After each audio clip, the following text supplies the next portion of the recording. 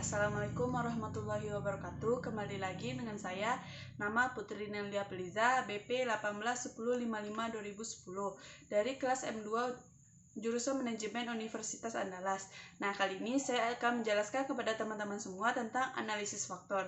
Pengertiannya yang pertama yaitu analisis faktor adalah sebuah teknik multivariat yang digunakan untuk mencari faktor-faktor yang mampu menjelaskan hubungan atau korelasi antara berbagai indikator independen yang diobservasinya. Nah, tujuan dari analisis faktor, tujuan utamanya yaitu untuk menjelaskan struktur hubungan di antara banyak variabel yang bentuk faktor atau variabel laten atau variabel bentukan. Terdapat tujuan lainnya. Yang pertama yaitu untuk mereduksi sejumlah variabel asal yang jumlahnya banyak menjadi sejumlah variabel baru yang jumlahnya lebih sedikit dari variabel asal, dan variabel baru tersebut dinamakan faktor atau variabel laten atau konstruk atau variabel bentukan. Yang kedua yaitu untuk mengidentifikasi adanya hubungan antara variabel penyusun faktor atau dimensi dengan faktor yang terbentuk dengan menggunakan pengujian koefisien korelasi antara faktor dengan komponen pembentuknya. Analisis faktor ini disebut analisis faktor konfirmatori. Yang ketiga yaitu untuk menguji valisitas dan reliabilitas instrumen dengan analisis faktor konfirmatori.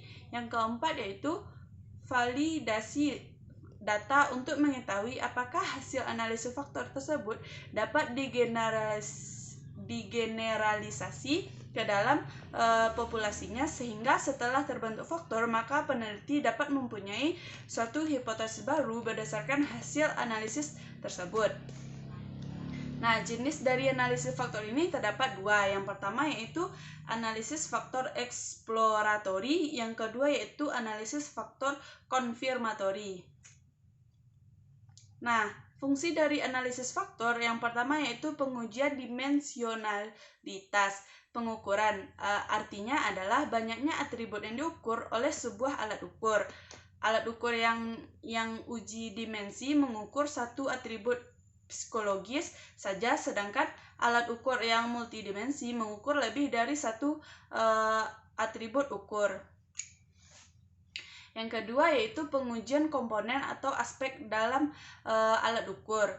Biasanya diawali dari penurunan konsep menjadi komponen atau aspek konsep sebelum diturunkan menjadi item berupa pernyataan skala. Untuk mengidentifikasi apakah item-item yang diturunkan dari komponen alat ukur mewakili komponen tersebut, maka diperlukanlah analisis faktor. Nah, langkah-langkah untuk melakukan analisis faktor yang pertama yaitu melakukan uji korelasi antara variabel asal dengan tujuan agar penyusutan variabel analisis faktor menjadi lebih sederhana dan bermanfaat tanpa kehilangan banyak informasi sebelumnya. Yang kedua yaitu uji kelayakan data menggunakan basis faktor, apakah cocok dilakukan analisis. Yang ketiga yaitu mencari akar ciri atau metrik atau R. Yang keempat yaitu mengurutkan akar ciri yang terbentuk dari yang terbesar sampai yang terkecil. Nah, yang kelima yaitu mencari proporsi keberagaman atau berguna untuk mengetahui berapa faktor yang akan terbentuk. Sedangkan yang keenam yaitu mengalokasikan setiap variabel asal ke dalam faktor sesuai dengan nilai loadingnya. Yang ketujuh, apabila terdapat nilai loadingnya identik atau hampir sama, maka lakukan rotasi baik dengan cara ortogonal maupun dengan non-ortogonal. Nah, untuk menentukan metode analisis faktor terdapat dua cara dapat dipergunakan dalam analisis faktor, khususnya yang pertama yaitu prinsipal komponen, yang kedua yaitu common factor analysis. Nah, penentuan banyaknya faktor maksudnya adalah mencari variabel baru yang disebut faktor yang tidak saling berkorelasi, bebas satu sama lain, lebih sedikit dari variabel asli, tapi dapat menyerap sebagian besar informasi yang terkandung dalam variabel asli, atau yang dapat memberikan sumbangan terhadap varian seluruh variabel. Caranya yang pertama yaitu penentuan a priori, yang kedua yaitu penentuan berdasarkan agent value, yang ketiga yaitu penentuan berdasarkan script plot, yang keempat yaitu penentuan didasarkan pada persentase varian.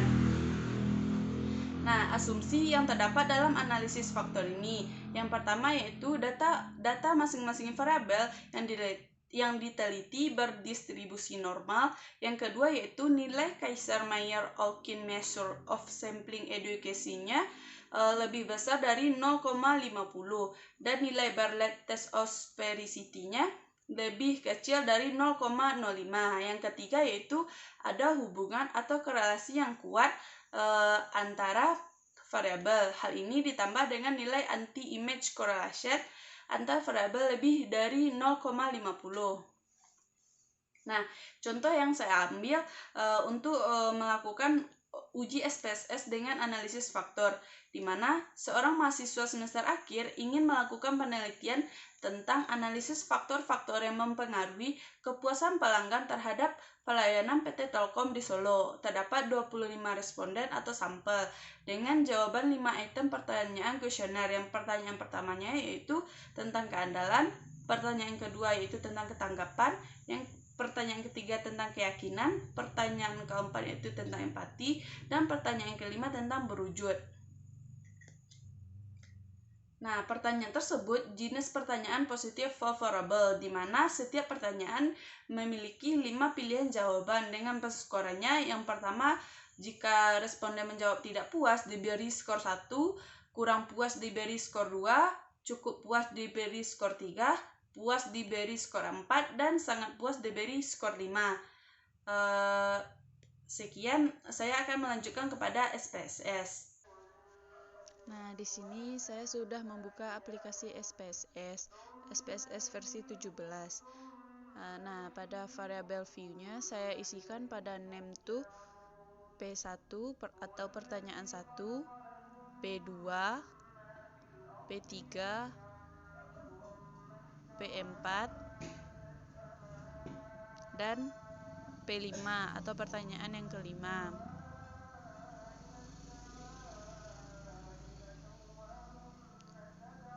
Nah, pada desimal saya ubah semuanya menjadi 0.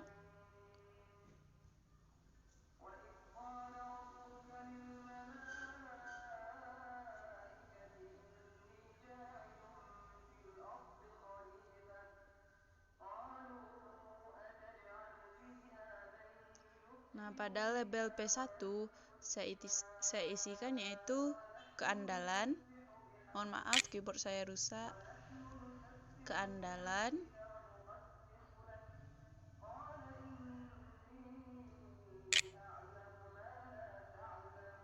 yang pertanyaan yang keduanya yaitu tentang ketanggapan.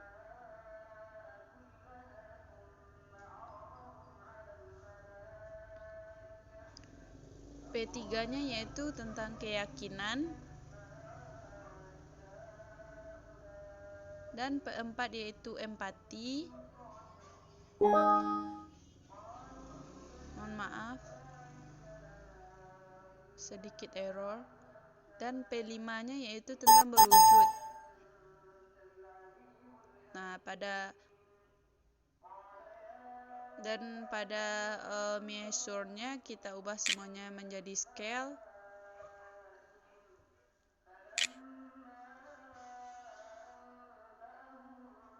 Nah, kita klik data view dan pilih input yang akan atau data yang akan kita masukkan ke dalam SPSS. Kita blok semuanya, 25 responden. Klik kanan, Ctrl C atau copy, maka klik kanan tekan paste. Nah, keluar input atau datanya ke dalam SPSS, maka langkah selanjutnya klik analyze, pilih dimension reduction, dan pilih faktor. Dan kita blok semua variabelnya, masukkan ke kolom variabel. Pada deskriptif, centang bagian yang saya centang, anti-image, KMON Bartlett's Test of Sphericity, lalu continue, dan klik extraction. Maka centang scriplot based on agent value, maka continue, dan rotation.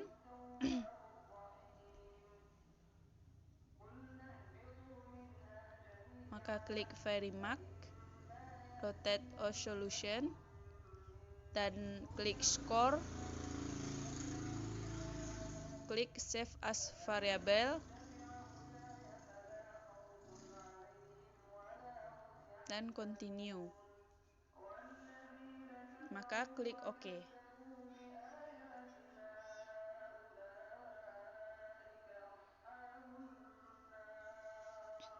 Nah, sambil menunggu output dari faktor analisis, nah keluar output yang saya jelaskan pada tabel output yang pertama, KMON Bartlett Test.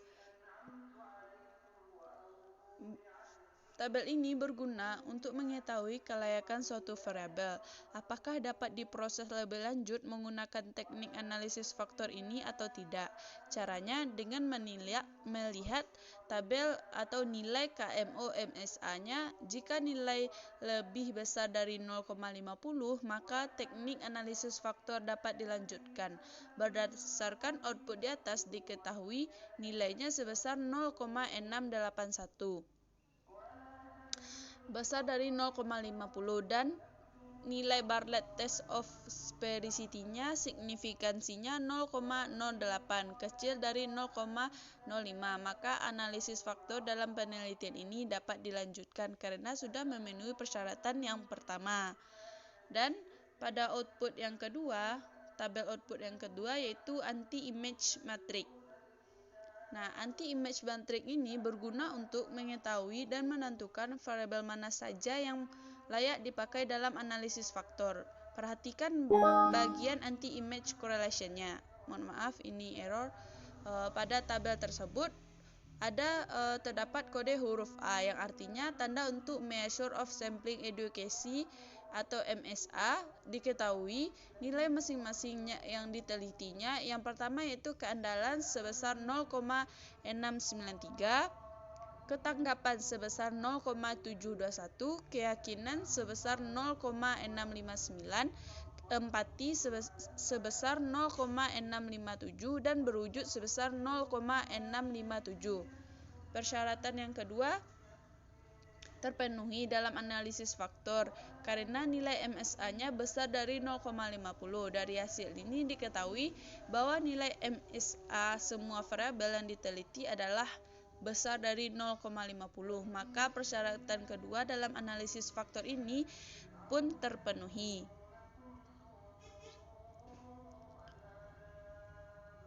Nah, pada output yang ketiga, pada tabel communalities.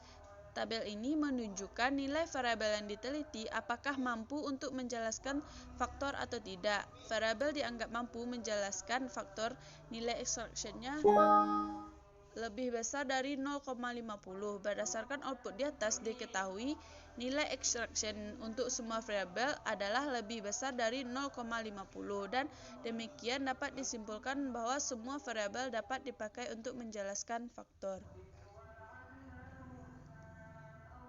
Nah, pada tabel output keempat yaitu total variance explained, menunjukkan nilai masing-masing variabel yang dianalisis. Dalam penelitian ini ada 5 variabel, berarti ada 5 komponen yang dianalisis. Ada 2 macam analisis untuk menjelaskan suatu varian, yaitu initial eigenvalue and extraction sum of square loading.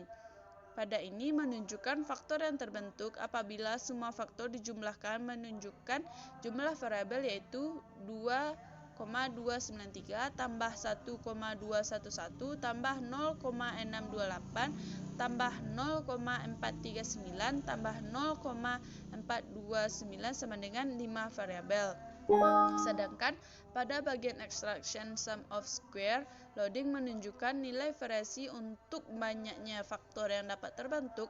Pada hasil output di atas ada dua variasi faktor, yaitu 2,293 dan 1,211. Nah, pada output yang kelima,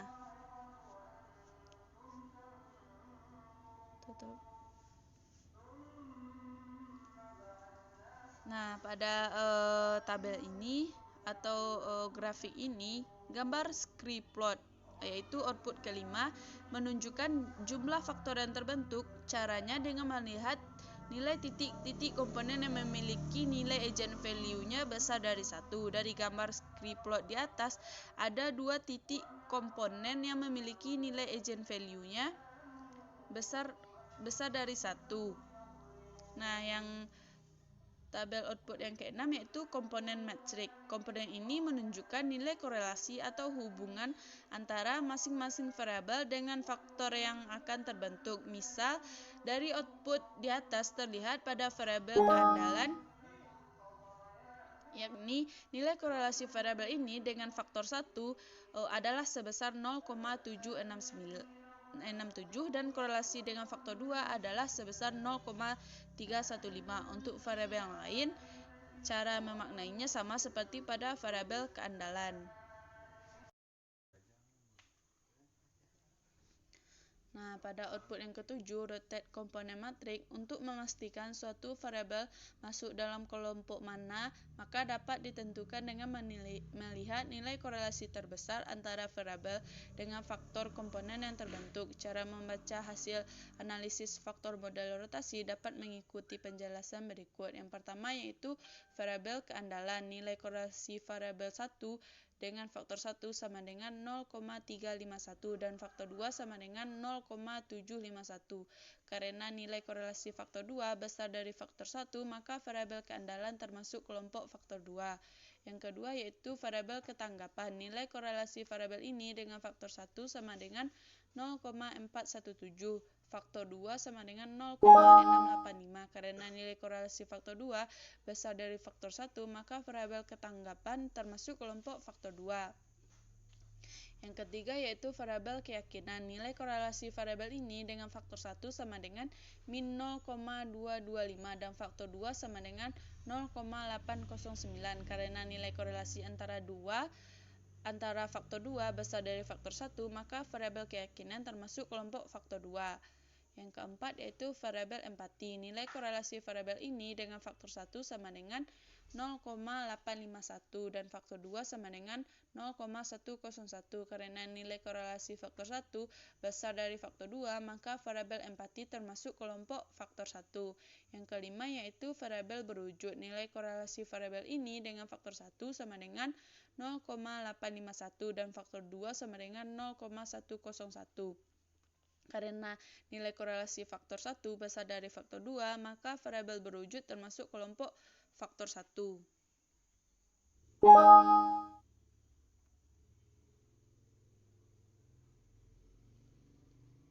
Nah, hasil output yang 8 yaitu tentang tabel komponen transformation matrix.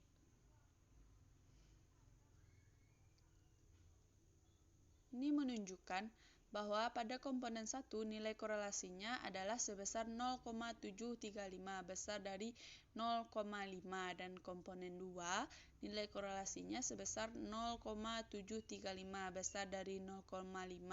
Karena nilai korelasi semua komponennya itu besar dari 0,5, maka kedua faktor yang terbentuk ini dapat disimpulkan bahwa layak untuk merangkum kelima variabel yang dianalisis tersebut.